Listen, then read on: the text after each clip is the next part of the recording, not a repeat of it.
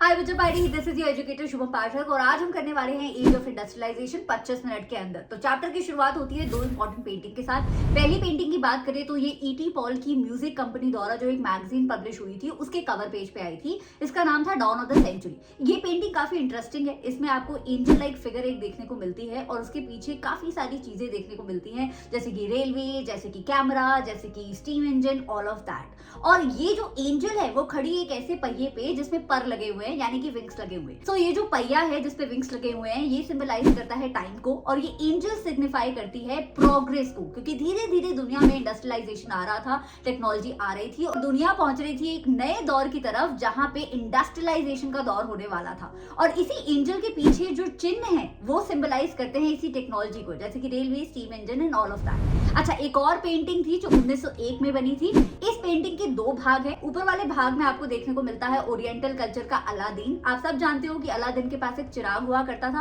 वो चिराग रब करके जो भी इच्छा मानता था वो इच्छा पूरी हो जाती थी। इसी अलादीन को कंपेयर किया गया है वेस्टर्न कल्चर के मॉडर्न डे मैकेनिक के साथ, क्योंकि जैसे जैसे इंडस्ट्रियलाइजेशन आ रहा था, टेक्नोलॉजी आ रही थी, मॉडर्न डे मैकेनिक के लिए कुछ भी बनाना पॉसिबल था। वो चाहते तो ब्रिज बना देते, चाहते तो बिल्डिंग बना देते। तो इस चैप्टर में आप इसी दौर के बारे में पढ़ोगे कि कैसे दुनिया में धीरे धीरे टेक्नोलॉजी की वजह से इंडस्ट्रियलाइजेशन शुरू हुआ। अब इससे पहले कि हम चैप्टर शुरू करें, एक बहुत ही इंपॉर्टेंट सवाल पूछना जरूरी है कि इंडस्ट्रियलाइजेशन से पहले क्या होता था। क्या ट्रेड नहीं होती थी? क्या यूरोप या ब्रिटेन जैसे कॉन्टिनेंट या देश जो है दुनिया में फेमस नहीं थे अपने सामान के लिए? क्या मास स्केल प्रोडक्शन नहीं होता था? द आंसर इज होता था। यूरोप सेंटर ऑफ अट्रैक्शन या सेंटर ऑफ ट्रेड ऑलरेडी बन गया था। ये आप मेकिंग ऑफ ग्लोबल वर्ल्ड में बोलते हो। तो 16वीं 17वीं शताब्दी में इंडस्ट्रियलाइजेशन बेशक ना शुरू हुआ हो, लेकिन प्रोटो इंडस्ट्रियलाइजेशन जरूर शुरू हो गया था। प्रोटो का मतलब होता है पहले और इंडस्ट्रियलाइजेशन का मतलब होता है एक ऐसा दौर जहां पे प्रोडक्शन मोस्टली इंडस्ट्रीज के अंदर होता है। तो प्रोटो इंडस्ट्रियलाइजेशन का लिटरल मतलब हो गया इंडस्ट्रियलाइजेशन से पहले वाला टाइम। अच्छा, इंडस्ट्रियलाइजेशन से पहले वाले टाइम के कुछ इंपॉर्टेंट फीचर्स है। पहला इंपॉर्टेंट फीचर है कि इसमें गांव और शहरों के बीच में एक इंपॉर्टेंट रिलेशनशिप स्थापित हो गया था। कैसे? चलो उसकी बात करते हैं। तो ऐसा है कि जो पुराने बिजनेसमैन हुआ करते थे, पुराने मर्चेंट्स या ट्रेडर्स, उन सब ने अपनी यूनियंस बना रखी थी यूरोप के इंपॉर्टेंट शहरों के अंदर। इन यूनियंस को आप एक तरीके से गिल्ड बोल सकते हो। ये गिल्ड क्या करते थे? प्रोडक्शन प्रोसेस को कंट्रोल किया करते थे। रॉ मटेरियल के क्या प्राइसेस होंगे, फिनिश प्रोडक्ट किसको दिया जाएगा, कहां पे इंपोर्ट होगा, कहां पे एक्सपोर्ट होगा, ऑल ऑफ दैट। तो जब किसी इमर्जिंग बिजनेसमैन को ट्रेडर या मर्चेंट बनना होता था तो ये गिल्ड उस पर रिस्ट्रिक्शंस लगाने की कोशिश करते थे या फिर उसे बिजनेसमैन नहीं बनने देते थे। तो इसी की वजह से इमर्जिंग बिजनेसमैन ने क्या किया कि अपना सारा का सारा प्रोडक्शन प्रोसेस गांव की तरफ ले गए। सेकंड इंपॉर्टेंट फीचर था प्रोटो इंडस्ट्रियलाइजेशन का कि गांव में प्रोडक्शन करने वाले लोग फॉर्मर फार्मर्स हुआ करते थे। देखो, उस जमाने में यूरोप की पॉपुलेशन बहुत ज्यादा थी और अनएम्प्लॉयमेंट भी बहुत ज्यादा थी। तो फार्मर्स के पास छोटे छोटे लैंड हुआ करते थे, गरीबी हुआ करती थी और उन फार्म्स पे खेती करके उनका खुद का गुजारा नहीं हो रहा था। तो जब ये इमर्जिंग बिजनेसमैन उनके पास पहुंचे और उन्होंने बोला कि हमारे प्रोडक्शन प्रोसेस में आप वर्कर की तरह काम करना चाहेंगे, तो फार्मर्स ने झटपट हाँ कर दी। तो घर में बैठ के वो प्रोडक्शन किया करते थे प्रोटो इंडस्ट्रियलाइजेशन में, साथ में खेती भी देख लेते थे, उनकी डबल कमाई हो रही थी। तो पैसा जो है वो शहरों से जाया करता था, क्योंकि बैंक्स तो शहरों में होते थे। प्रोडक्शन प्रोसेस फाइनेंस जो है शहरों से हुआ करता था, जैसे कि लंदन फाइनेंशियल कैपिटल बन गया था यूरोप की ट्रेड का प्रोटो इंडस्ट्रियलाइजेशन के जमाने में। लेकिन प्रोडक्शन प्रोसेस अलग अलग यूनिट्स में बटा हुआ होता था, फ्रैगमेंटेड था। तो एक तरीके से प्रोटो इंडस्ट्रियलाइजेशन में एक emerging businessman 25 stapler, 25 Fuller, 25 carding करने वाले लोगों को डील किया करता था, लेकिन एक छत के नीचे अभी भी काम करना शुरू नहीं हुआ था। तो ये काम शुरू कब हुआ? ये काम शुरू हुआ लेट 18th सेंचुरी में। धीरे धीरे पूरे प्रोडक्शन प्रोसेस में जो अलग अलग इंडिविजुअल प्रोसेसेस होते थे उसमें छोटी छोटी इन्वेंशंस आने लगी। लेकिन सबसे बड़ी इन्वेंशन थी कॉटन मिल। देखो, सबसे पहले जब इंडस्ट्रियलाइजेशन शुरू हुआ था ना, तो दो सेक्टर से हुआ था, एक कॉटन और दूसरा आयरन। रिचर्ड आर्कराइट नाम के व्यक्ति ने कॉटन मिल की स्टैब्लिशमेंट की। इससे पहले प्रोटो इंडस्ट्रियलाइजेशन में काम अलग अलग यूनिट्स में होता था, तो एफिशिएंसी बहुत कम हुआ करती थी। लेकिन रिचर्ड आर्कराइट ने कॉटन मिल बना के एक ही छत के नीचे सारे के सारे काम को करवाने की कोशिश की। अब क्या होता था कि एक ही सुपरवाइजर जो है सारे वर्कर्स पे निगरानी रख लेता था और इसी से वर्कर्स की एफिशिएंसी भी बहुत ज्यादा होती थी और प्रोडक्शन प्रोसेस भी स्पीड अप हो गया था। तो लेट 18th सेंचुरी या अर्ली 19th सेंचुरी आते आते आपको ब्रिटेन या ऐसे यूरोप के बड़े बड़े शहरों में इंडस्ट्रीज और फैक्ट्रीज देखने को मिल गई थी, जिनकी चिमनीज में से बहुत सारा धुआं भी निकलता था। लेकिन ऐसा नहीं था कि हाथ से काम करने वाले वर्कर्स बिल्कुल खत्म हो गए थे। तो इंडस्ट्रियलाइजेशन की शुरुआत में हाथ से भी काम हो रहा था और इंडस्ट्रीज में भी काम हो रहा था। अब चलते हैं नेक्स्ट सेक्शन की तरफ। इंडस्ट्रियलाइजेशन के कुछ फीचर्स डिस्कस करेंगे। The pace of industrial change. तो ऐसा नहीं है कि इंडस्ट्रीज के आते ही, मशीन्स के आते ही, टेक्नोलॉजी के आते ही सब कुछ एकदम से बदल गया। जो पेस है इंडस्ट्रियल चेंज की वो बहुत ही धीरे थी। इसके 4 इंपॉर्टेंट फीचर्स है। नंबर 1, ऐसा नहीं है कि सारे सेक्टर्स में टेक्नोलॉजी और इंडस्ट्रीज आनी शुरू हो गई थी। 2 ही मेजर इंपॉर्टेंट सेक्टर थे, कॉटन एंड स्टील। दूसरा इंपॉर्टेंट फीचर्स, ऐसा नहीं है कि मशीन आते ही ट्रेडिशनल वर्कर्स ने अपना हाथ का काम करना छोड़ दिया और मशीनों को अपना लिया। नहीं, उन्होंने अपने हाथ के ट्रेडिशनल काम में धीरे धीरे नई नई इनोवेशन लाई ताकि वो compete कर सके नई इमर्जिंग टेक्नोलॉजी के साथ। फीचर नंबर 3, ये जो पूरा का पूरा प्रोसेस है ये बहुत धीरे धीरे हो रहा था क्योंकि ये मशीन्स बहुत महंगी आती थी और अगर ये खराब हो जाए तो इन्हें रिपेयर कराना बहुत मुश्किल था। फॉर एग्जांपल अगर बात करें जेम्स बॉन्ड के नए इंप्रूव्ड स्टीम इंजन के पेटेंटेड वर्जन की, तो वो भी 18वीं शताब्दी में या 19वीं शताब्दी की स्टार्टिंग में इंग्लैंड में सिर्फ 321 जगहों पे देखा जाता था। इसमें से 80 स्टीम इंजन तो कॉटन इंडस्ट्रीज में ही थे। तो कहने का मतलब ये है कि अर्ली 19th सेंचुरी में भी एक typical European worker traditional worker ही हुआ करता था, मशीन ऑपरेटर नहीं हुआ करता था। तो चलो अब जानते हैं वर्कर्स की जिंदगी के बारे में। तो देखो, विक्टोरियन ब्रिटेन में पॉपुलेशन बहुत ज्यादा थी और इनफैक्ट एम्प्लॉयमेंट की बहुत ज्यादा कमी थी, तो वर्कर्स इजीली अवेलेबल हुआ करते थे। इसीलिए उस जमाने के जो इंडस्ट्रियलिस्ट थे वो वर्कर्स को एम्प्लॉय करना ज्यादा प्रेफर करते थे instead of investing in modern machines. इसके बहुत सारे कारण थे। पहला कारण ये था कि वर्कर्स को आप सीजनली एम्प्लॉय कर सकते थे। मतलब जब आपको किसी चीज का प्रोडक्शन ज्यादा करना है तो ज्यादा वर्कर्स को एम्प्लॉय कर लो, जब उसका प्रोडक्शन नहीं करना है तो उन वर्कर्स को नौकरी से निकाल दो। फॉर एग्जांपल क्रिसमस के टाइम पे लोग बुक्स बहुत गिफ्ट किया करते हैं यूरोप में, तो वर्कर्स की ज्यादा भर्ती हो जाती थी उस टाइम पे और क्रिसमस के बाद उन्हें नौकरी से निकाल दिया जाता था। रीजन नंबर 2, वर्कर्स का जो हाथ से किया हुआ काम होता था उसके डिफरेंट डिफरेंट टाइप्स अवेलेबल होते थे मार्केट में, लेकिन मशीन का सामान जो होता था वो सारा एक जैसा दिखता था। रीजन नंबर 3, जो ब्रिटेन की अमीर क्लास थी यानी कि बुर्जोसी क्लास थी, एरिस्टोक्रेसी क्लास थी, जिसके पास पैसे होते थे सामान खरीदने के, उसे हाथ से बना हुआ सामान पसंद आता था क्योंकि मशीन का बना हुआ सामान सारा सेम दिखता है। और बुर्जोसी क्लास नहीं चाहती थी कि जो सामान वो इतने सारे पैसे देके खरीदे वो सामान किसी और के घर में भी हो, तो उन्हें चाहिए होता था हैंडमेड कस्टमाइज्ड प्रोडक्ट्स जो ट्रेडिशनल वर्कर्स ही कर पाते थे। इसीलिए विक्टोरियन ब्रिटेन में एम्प्लॉयमेंट अपॉर्चुनिटीज अभी भी हैंडक्राफ्टेड वर्कर्स के लिए ज्यादा थी, मशीन ऑपरेटर्स के लिए नहीं। अब चलो वर्कर्स की लाइफ के बारे में समझते हैं। वर्कर्स की लाइफ कोई बहुत अच्छी नहीं हुआ करती थी। 19th सेंचुरी के मिड आते आते भी वर्कर्स की जिंदगी बहुत खुशहाल नहीं थी। इनकी लाइफ में बहुत सारी प्रॉब्लम थी। प्रॉब्लम नंबर 1, वर्कर्स को इजीली जॉब नहीं मिलती थी। यूरोप में इतनी ज्यादा पॉपुलेशन और इतनी ज्यादा अनएम्प्लॉयमेंट थी कि अगर आप गांव से छोड़ के आ भी गए हो खेती बाड़ी शहर में नौकरी ढूंढने के लिए, और अगर आप किसी को नहीं जानते हो, कोई ऑलरेडी एम्प्लॉयड वर्कर आपका रिश्तेदार या दोस्त नहीं है, तो आपको ब्रिजेस के नीचे रातें गुजारनी पड़ती थी क्योंकि आपको जॉब ढूंढते ढूंढते इतना टाइम हो जाता था कि जो भी पैसे आप लेके घरों से आए होते थे वो सब खत्म हो जाते थे। फिर नाइट शेल्टर में रहो या ब्रिज के नीचे या सड़कों पे सो। प्रॉब्लम नंबर 2, वर्कर्स को अगर जॉब मिल भी जाती थी तो काम जो है इतना सीजनल हुआ करता था, एम्प्लॉयमेंट इतनी सीजनल हुआ करती थी कि जब उनसे काम निकलवा लेते थे इंडस्ट्रियलिस्ट तो उन्हें टाटा बाय बाय बोल देते थे और तब कई सारे वर्कर्स को गांव वापस जाना पड़ता था। प्रॉब्लम नंबर 3, 19th सेंचुरी आते आते वर्कर्स की तनख्वाह में थोड़ी सी इंक्रीमेंट जरूर हुई थी, लेकिन उससे वर्कर्स के स्टैंडर्ड ऑफ लिविंग पे कोई असर नहीं पड़ा था। इसके 2 कारण थे। एक, उस जमाने में यूरोप में नेपोलियनिक वॉर्स चल रही थी। जब भी किसी कंट्री या कॉन्टिनेंट में वॉर्स चल रही होती हैं तो चीजों के प्राइसेस बढ़ जाते हैं। तो अगर वर्कर्स की तनख्वाह बढ़ी भी थी तो क्योंकि सामान के प्राइसेस इतने बढ़ गए थे कि उनका स्टैंडर्ड ऑफ लिविंग वहीं का वहीं था। दूसरी प्रॉब्लम ये थी कि सीजनल वर्क मिलता था वर्करों को, तो अगर तनख्वाह ज्यादा भी मिल रही है तो साल के इतने दिन आपको काम नहीं मिलता है कि एवरेज एनुअल इनकम आपकी वहीं की वहीं रहती है and so your standard of living. Problem number 4, नई टेक्नोलॉजी से वर्कर्स को बड़ी प्रॉब्लम थी। For example spinning jenny. 1764 में जेम्स हारग्रीव नाम के व्यक्ति ने स्पिनिंग जेनी बना दी थी। इससे पहले कॉटन के जो स्पिंडल्स हुआ करते थे जिससे धागा बना करता था वो हाथ से हुआ करता था, वो पूरा का पूरा काम। तो बहुत सारे वर्कर्स लगते थे थोड़ा सा धागा बनाने के लिए, लेकिन स्पिनिंग जेनी के आने से ज्यादा सा धागा कम टाइम में उस मशीन से ही बन जाता था। मशीन को ऑपरेट वर्कर्स ही कर रहे होते थे, लेकिन जहां 1 किलो धागे के लिए आपको 20 वर्कर चाहिए, वहीं अब 1 किलो धागे के लिए आपको 3 वर्कर में भी काम चल जा रहा था। तो वर्कर्स बहुत ही ज्यादा दुखी से, specially female worker spinning jenny से, और वो इसके खिलाफ आवाज उठाया करते थे, प्रोटेस्ट किया करते थे। लेकिन प्रॉब्लम नंबर 5 एक प्रॉब्लम नहीं है, एक अच्छी बात है। 19th सेंचुरी के आखिर तक आते आते वर्कर्स को बहुत ज्यादा एम्प्लॉयमेंट मिलनी चालू हो गई और ये एम्प्लॉयमेंट मिलती थी उन्हें डेवलपमेंटल वर्क में। देखो यूरोप तब डेवलप होने की कोशिश कर रहा था, नए नए ब्रिजेस बन रहे थे, वर्क के एम्बैंकमेंट्स बन रहे थे, बिल्डिंग्स बन रही थी, सड़कें बन रही थी, और इसी ट्रांसपोर्ट के काम में, डेवलपमेंट के काम में वर्कर्स को ज्यादा से ज्यादा एम्प्लॉयमेंट मिलने लग गई। तो ये एक अच्छी बात थी। अब बात करते हैं इंडस्ट्रियलाइजेशन इन कॉलोनीज, जिसपे हम फोकस करेंगे इंडिया के ऊपर। तो बिफोर इंडस्ट्रियलाइजेशन इंडिया में क्या होता था? इंडिया में पूरा ट्रेड का नेटवर्क था। पूरी दुनिया में इंडिया का सिल्क और कॉटन बहुत फेमस हुआ करता था। देखो, मोटा कॉटन का कपड़ा यानी कि कोर्स कॉटन बहुत सारे देशों में बनता था, लेकिन मलमल का कपड़ा यानी कि सॉफ्ट कॉटन सिर्फ इंडिया का फेमस हुआ करता था।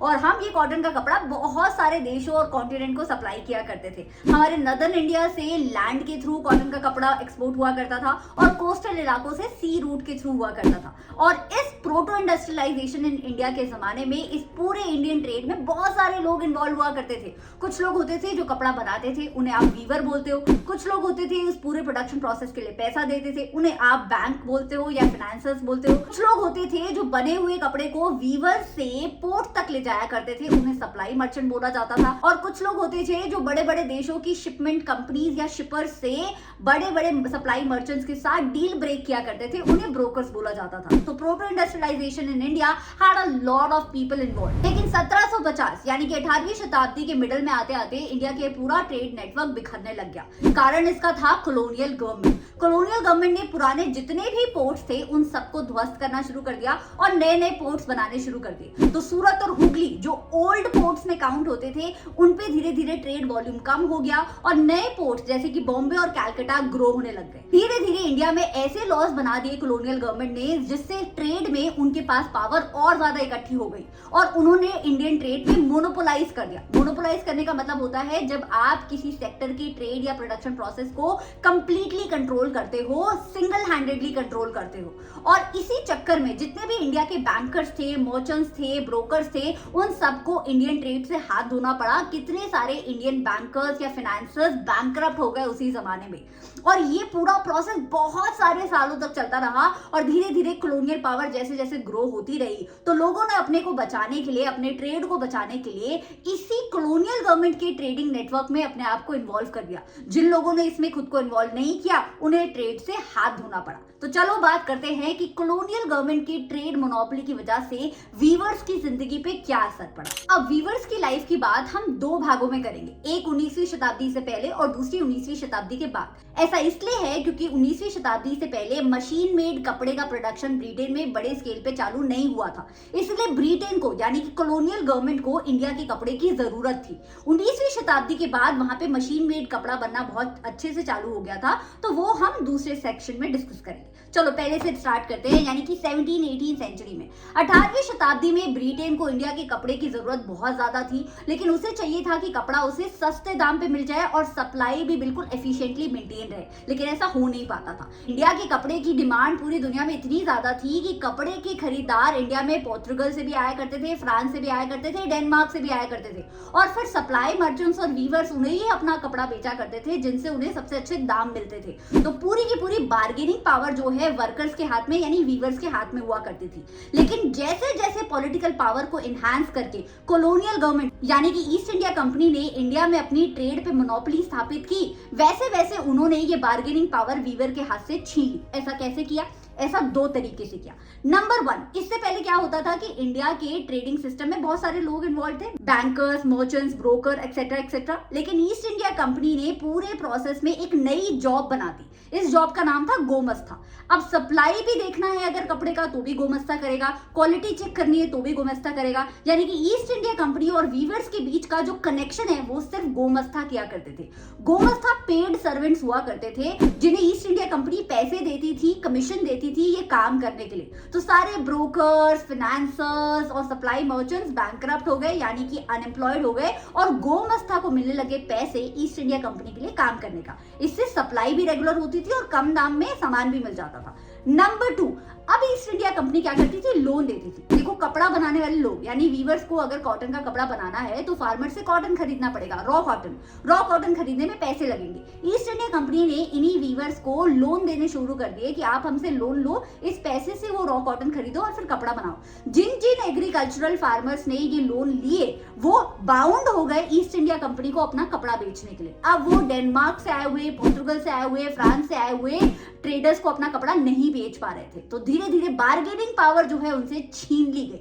अच्छा, पॉइंट नंबर 3, ये जो गोमस्ता है इनका कोई पर्सनल रिलेशनशिप तो नहीं हुआ करता था वीवर्स के साथ। ये तो कमीशन पे काम किया करते थे। ये जितना ज्यादा कपड़ा इकट्ठा करेंगे वीवर्स से और ईस्ट इंडिया कंपनी को देंगे, इन्हें उतना ही कमीशन मिलेगा। तो ये लोग वीवर्स की प्रॉब्लम्स को बिल्कुल नजरअंदाज किया करते थे। इनफैक्ट अगर कोई वीवर कपड़ा ना दे पाए तो गोमस्ता उसे डांट भी लगाते थे, मार भी लगाते थे, एरोगेंटली बात भी किया करते थे। तो वीवर्स की जिंदगी में बहुत सारी प्रॉब्लम्स आ रही थी। इसीलिए बंगाल और कर्नाटक जैसे एरिया में जहां पे ईस्ट इंडिया कंपनी के पास सबसे ज्यादा पावर थी, वहां पे कई सारे वीवर्स ने वीविंग करना ही छोड़ दिया। या तो वो गांव छोड़ के चले गए, दूसरे गांव में रहने लग गए, या फिर उन्होंने वीविंग छोड़ के एग्रीकल्चर अपना लिया। लेकिन अभी वीवर्स की जिंदगी में और ज्यादा प्रॉब्लम आने वाली थी 19वीं शताब्दी में। तो चलो 19वीं शताब्दी की बात करते हैं। 19वीं शताब्दी में ब्रिटेन में मैनचेस्टर जैसी सिटीज में इंडस्ट्रियलाइजेशन बूम कर रहा था, स्पेशली कॉटन टेक्सटाइल इंडस्ट्री में। तो वो अपना कपड़ा बनाते थे मशीन से, और मशीन से बना हुआ कपड़ा बहुत सस्ता हुआ करता था। अब इससे इंडिया के वीवर्स पे क्या असर पड़ा, चलो वो बताते हैं।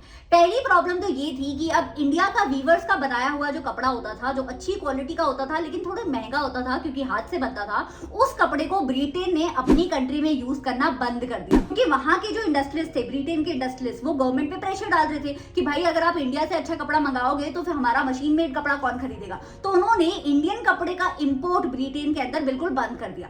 दूसरी प्रॉब्लम ये थी कि मैनचेस्टर का बना फैक्ट्री वाला कपड़ा जो बहुत सस्ता होता था, चीप क्वालिटी का होता था, वो उन्होंने इंडिया में बेचना शुरू कर दिया। प्रॉब्लम नंबर 3, ब्रिटेन के इंडस्ट्रियलाइजेशन के लिए रॉ कॉटन इंडिया से भी आता था, अमेरिका से भी आता था। लेकिन जब ब्रिटेन के साथ अमेरिका ने सिविल वॉर लड़ना चालू किया तो उन्होंने अपना रॉ कॉटन ब्रिटेन में बेचना बिल्कुल खत्म कर दिया। तो रॉ कॉटन चाहिए तो था क्योंकि ब्रिटेन में तो इंडस्ट्रियलाइजेशन बूम कर रहा था, तो ये सारा का सारा रॉ कॉटन इंडिया से आने लगा। अब भाई अगर रॉ कॉटन इंडिया में ही अवेलेबल नहीं होगा या उसकी शॉर्टेज हो जाएगी तो हम कपड़ा कैसे बनाएंगे। तो 3 तरीके की प्रॉब्लम थी। एक, हमारा कपड़ा ब्रिटेन में बिकना बंद हो गया। दूसरा, उनका कपड़ा हमारे देश में आके कंपीट करने लग गया हमारे कपड़े से, जो कि बहुत महंगा था और उनका कपड़ा सस्ता था। तीसरा, अमेरिका के अपने कदम पीछे खींचने की वजह से हमारा रॉ कॉटन का सप्लाई ब्रिटेन में ज्यादा बढ़ गया और हमारे कंट्री में रॉ कॉटन की आ गई शॉर्टेज। चलो अब बात करते हैं अर्ली इंडियन एंटरप्रेन्योर्स की। इससे पहले कि हम अर्ली एंटरप्रेन्योर्स की बात करें, मैं आपको बता दूं कि 1854 में बॉम्बे में पहली कॉटन मिल इंडिया में लग गई थी, और 1855 में बंगाल में पहली जूट मिल लग गई थी, और 1800s में ही स्पिनिंग मिल्स भी लगना चालू हो गई थी। लेकिन ये फैक्ट्रीज बना कौन रहा था? ये फैक्ट्रीज बना रहे थे अर्ली इंडियन एंटरप्रेन्योर्स।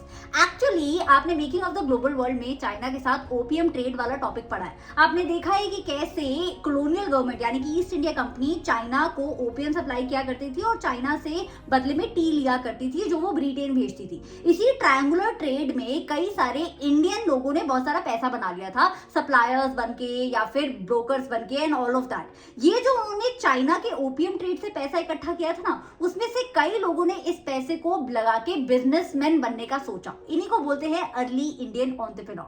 तो चाइना के साथ की हुई इस ट्रेड में कई सारे नाम आते थे, जैसे कि द्वारकानाथ टैगोर जो बंगाल में थे, जैसे कि पारसी कम्युनिटी के टाटा एंड मारवाड़ी कम्युनिटी की सेठ Hukumchand, and in fact GD Birla जो कि बहुत बड़े नाम है इंडिया में, उनके भी 4 फादर्स यानी कि फादर एंड ग्रैंडफादर।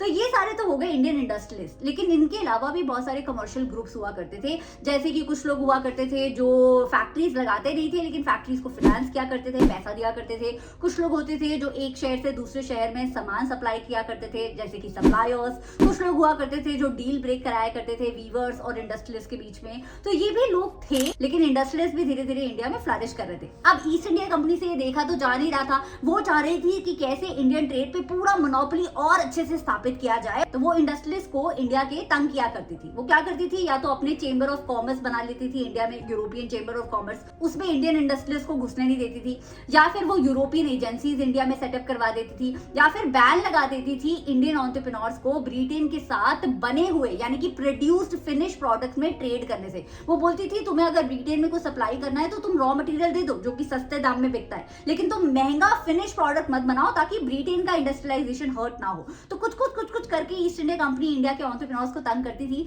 लेकिन फिर भी धीरे धीरे इंडियन एंटरप्रेन्योर्स फ्लरिश कर रहे थे। अब चलो बात करते हैं कि इंडिया की फैक्ट्रीज में वर्कर्स कहां से आते थे। तो पहले तो इंडिया की फैक्ट्रीज में काम करने वाले वर्कर आसपास की डिस्ट्रिक्ट से ही आया करते थे। जैसे कि मान लो अगर बॉम्बे में कॉटन की फैक्ट्री लगी हुई है तो रत्नागिरी डिस्ट्रिक्ट से वर्कर ज्यादा आया करते थे, या फिर नागपुर से आया करते थे। लेकिन बाद में जो है वर्कर दूर दराज से भी आने लग गए। जैसे जैसे एम्प्लॉयमेंट बढ़ता गया वैसे वैसे workers southern part of India, western part of India, eastern part of India से भी आने लग गए। है और इन वर्कर्स की एम्प्लॉयमेंट का पूरा जिम्मा इंडिया के अर्ली एंटरप्रेन्योर एक पर्टिकुलर व्यक्ति को दे दिया करते थे। इस पर्टिकुलर व्यक्ति की पोजीशन को बोला जाता था जॉबर। तो जॉबर के हाथ में वर्कर्स की पूरी लाइफ का कंट्रोल था, बहुत पावर थी, बहुत अथॉरिटी थी और वर्कर्स की कोई कमी नहीं थी, अनएम्प्लॉयमेंट की कोई कमी नहीं थी। तो जॉबर जिसको जॉब देते थे ना, उससे जॉब के बदले में कभी कभी फेवर भी ले लिया करते थे, कभी कभी पैसे भी यानी कि ब्राइब भी ले लिया करते थे। तो जॉबर जो है एक इंपॉर्टेंट फिगर हो गए थे इंडिया के अर्ली एंटरप्रेन्योर्स के टाइम पे। इनफैक्ट जॉबर बहुत बुरे नहीं थे, जॉबर वर्कर्स को सुख में दुख में हेल्प भी किया करते थे, उनकी शहरों में लाइफ सेटअप करने में भी मदद करते थे और अर्ली एंटरप्रेन्योर्स के लिए पूरा रिक्रूटमेंट प्रोसेस सॉर्ट किया करते थे। तो चलो अब इसके बाद हम पढ़ने वाले हैं कि इंडिया में उस जमाने में चीजों को मार्केट कैसे किया जाता था। लेकिन उससे पहले थोड़ा सा इंडियन इंडस्ट्रियलाइजेशन की पेक्युलैरिटीज यानी कि फीचर्स पढ़ लेते हैं। फीचर नंबर 1, इंडियन ट्रेड को मोनोपोलाइज करने के लिए ईस्ट इंडिया कंपनी ने जितनी यूरोपियन मैनेजिंग एजेंसीज इंडिया में सेटअप की थी, वो सारी चीजों के प्रोडक्शन में इंटरेस्टेड नहीं थी, बल्कि कुछ ही चीजों के प्रोडक्शन में इंटरेस्टेड थी, जैसे कि चाय, coffee, raw cotton etcetera etcetera. तो इंडियन अर्ली एंटरप्रेन्योर्स ने क्या किया, इन सारे सेक्टर्स को छोड़ दिया और ऐसे सेक्टर में प्रोडक्शन स्टार्ट किया जिसमें ईस्ट इंडिया कंपनी इंटरेस्टेड नहीं थी, और वो सेक्टर बना धागा यानी कि यार्न। तो इंडियन अर्ली एंटरप्रेन्योर्स दो तरीके का धागा बनाया करते थे, एक मोटा धागा, कोर्स धागा, जो इंडिया के कॉटन टेक्सटाइल इंडस्ट्रीज के लिए प्रोड्यूस होता था, और दूसरा फाइन क्वालिटी का, सुपीरियर क्वालिटी का धागा, जो अब वो ब्रिटेन को तो बेच नहीं सकते थे, तो वो चाइना को बेचा करते थे, राइट। दूसरा पॉइंट, अब इंडिया में चल रहा था स्वदेशी मूवमेंट, नेशनलिज्म इन इंडिया में आप ये सब पढ़ ही चुके हो। तो स्वदेशी मूवमेंट में इंडिया वालों ने ये डिसाइड किया था कि हम बाहर का कपड़ा जो है नहीं पहनेंगे, फिनिश प्रोडक्ट नहीं यूज करेंगे, बल्कि घर का प्रोडक्शन यूज करेंगे, घर का कपड़ा यूज करेंगे। इसी वजह से इंडिया के इंडस्ट्रियलिस्ट ने अपना कपड़े का प्रोडक्शन डबल कर दिया, क्योंकि स्वदेशी मूवमेंट की वजह से कपड़े की डिमांड भारत की बढ़ गई थी। एट द सेम टाइम अब चाइना के अंदर जापान अपना धागा बेचने लग गया था इंडिया का देखा देखी, तो अब चाइना को धागे की जरूरत नहीं थी, इसलिए इंडिया ने सोचा कि चलो अब कपड़ा ही एक्सपोर्ट करेंगे, ब्रिटेन को नहीं तो चाइना को कर देंगे। Feature number 3, first world war के दौरान जब भी किसी कंट्री में वॉर होती है तो वॉर के लिए प्रोडक्शन बढ़ जाता है। अब ब्रिटेन फर्स्ट वर्ल्ड वॉर में डायरेक्टली इन्वॉल्व था और वॉर में बहुत सारा सामान चाहिए होता था जिसका प्रोडक्शन ब्रिटेन में हो नहीं पा रहा था, क्योंकि लेबर की शॉर्टेज पड़ गई थी, सारा लेबर तो सोल्जर बन के वॉर में लड़ रहा था। इसलिए इंडिया में उस वॉर का प्रोडक्शन शुरू हुआ, जैसे कि जूट के बैग्स, जैसे कि वाटर बॉटल, जैसे कि आर्मी की यूनिफॉर्म, ऑल ऑफ दैट। तो इंडिया के एंटरप्रेन्योर्स को वहां पे फायदा हो गया वॉर प्रोडक्शन में। दूसरा पॉइंट, फर्स्ट वर्ल्ड वॉर के दौरान ब्रिटेन ट्रेड तो कर नहीं पा रहा था, क्योंकि आप वॉर के लिए प्रोड्यूस करोगे या लड़ाई लड़ोगे दूसरे देशों से, या फिर आप अपनी कंट्री में फैक्ट्रीज देखोगे, राइट। तब इंडिया ने अपनी होम मार्केट को कैप्चर कर लिया। इनफैक्ट इंडिया का एक्सपोर्ट और इंडस्ट्रियल प्रोडक्शन भी काफी बढ़ गया था फर्स्ट वर्ल्ड वॉर के दौरान। Point number 4, first world war के बाद जब ब्रिटेन ने सोचा चलो अपनी पुरानी ट्रेड की पोजीशन को दोबारा से रीगेन किया जाए, तब उससे ये हुआ ही नहीं, क्योंकि तब तक यूएसए, इंडिया, जापान जैसे देश ऑलरेडी वर्ल्ड ट्रेड में अपना नाम बना चुके थे और अब ब्रिटेन को अपनी पोजीशन हासिल करने में मुश्किल हो रही थी। चलो अब चलते हैं हम स्मॉल स्केल मैन्युफैक्चरर्स के टॉपिक पे।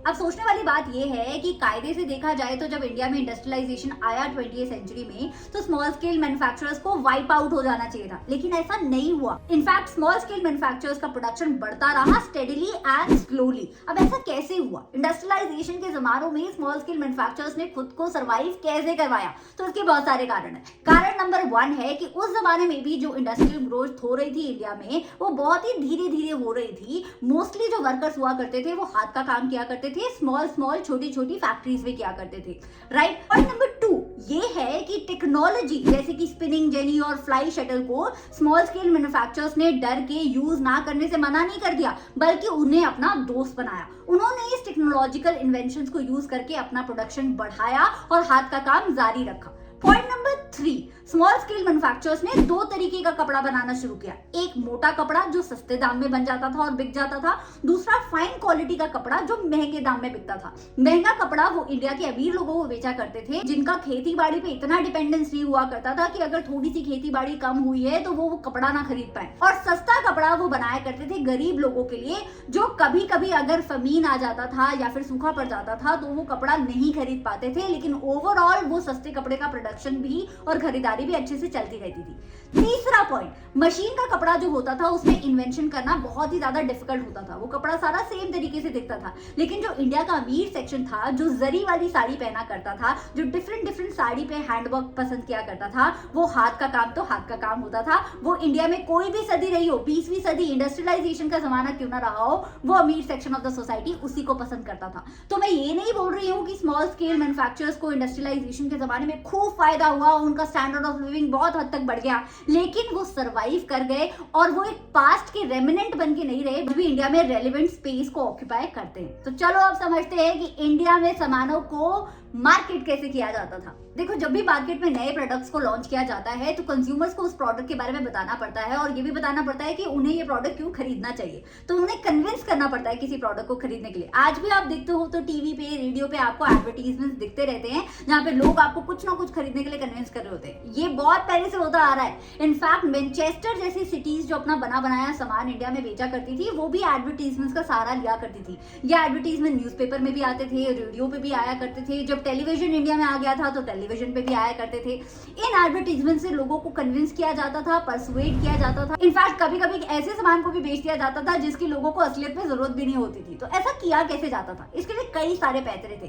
क्या करती थी ब्रिटेन की कंपनीज, वो अपने बनाए हुए कपड़े पे लेबल लगाया करती थी। इस लेबल में बोल्ड और कैपिटल लेटर्स में वो लिखा करती थी मेड इन मैनचेस्टर।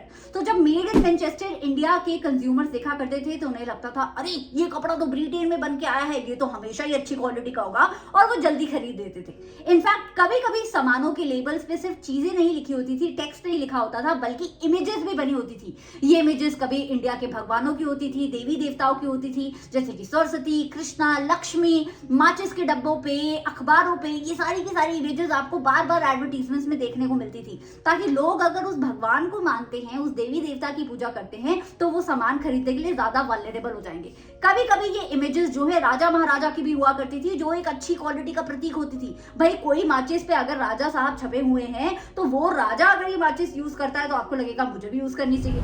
अच्छा, पुराने जमाने के लेबल्स के साथ साथ उस जमाने में कैलेंडर्स भी पब्लिश हुआ करते थे या पोस्टर्स भी पब्लिश हुआ करते थे। जब आप किसी दुकान से कोई सामान खरीदा करते थे तो आपको ये कैलेंडर फ्री में दे दिया जाता था। अब ये कैलेंडर आप अपने कैफे में लगाते थे, दुकान में लगाते थे, घरों में लगाते थे, और बार बार जब आप उस कैलेंडर को यूज किया करते थे तो आपकी रिकॉल वैल्यू जनरेट होती थी उस ब्रांड के लिए या उस एडवर्टीजमेंट के लिए। मान लो किसी कैलेंडर पे एक माचिस की कंपनी का एडवर्टीजमेंट है, तो जब आप उसे पूरा साल देख रहे हो तो आपको पता है कि माचिस खरीदनी है तो इसी ब्रांड की खरीदनी है। तो इन सारे पैतरों से लोगों को कन्विंस किया जाता था, और बाद में जब इंडिया में नेशनलिस्ट मूवमेंट चालू हो गया कॉलोनियल गवर्नमेंट को इंडिया से भगाने के लिए, तो फिर एडवर्टीजमेंट्स में भारत माता जैसी एलोगोरीज भी इस्तेमाल होने लगी, ताकि इंडिया के लोगों को इंडिया के फ्रीडम स्ट्रगल के लिए यूनिफाई भी किया जा सके और सामान भी बिक जाए। तो ये थी पूरी एज ऑफ इंडस्ट्रियलाइजेशन की स्टोरी।